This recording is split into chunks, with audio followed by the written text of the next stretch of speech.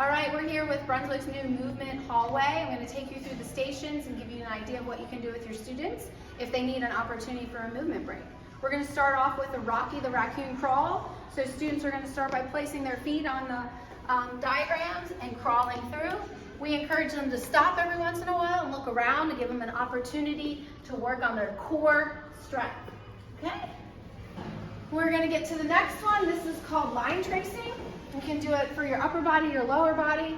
You can do it with one hand. You can encourage students to do it with two hands, both hands in opposite directions. There might also be a weighted ball here. We encourage the students to hold that and trace that lines to get some more input on their core.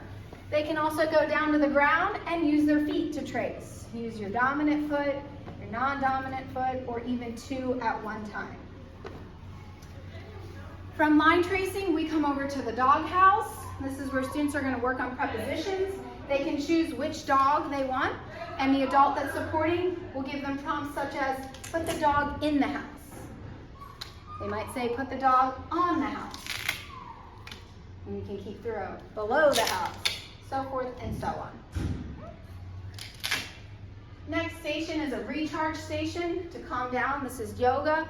Students can choose it, or you can choose what yoga pose they should do. It has some prompts below. You can also change those depending on the student. Our next one is an agility ladder. We have feet on the ground for students to follow. And as they go through, they really try to practice their lefts and their rights. And then at the end, it starts them back over. And they can do it backwards, or you can have them go back to the beginning.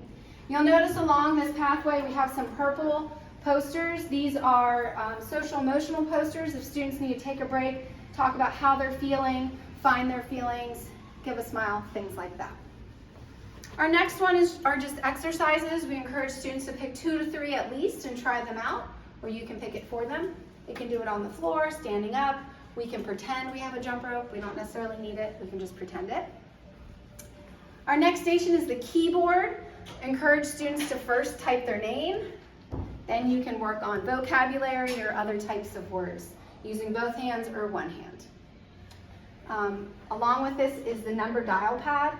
Have students practice their phone number. Have students practice maybe using both their address. I could go 2108. I live in Dargan. Yes, I do.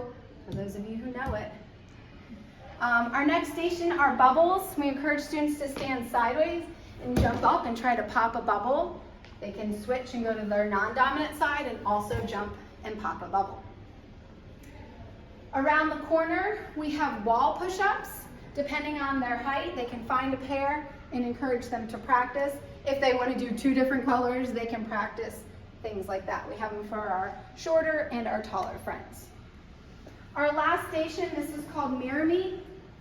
You're going to need 2 people for this one. One starts on each side of these boxes. Whoever's the leader is going to choose what to do. So if I go in the middle, my partner would go in the middle there. If my feet are separate, the partner's feet should be separate.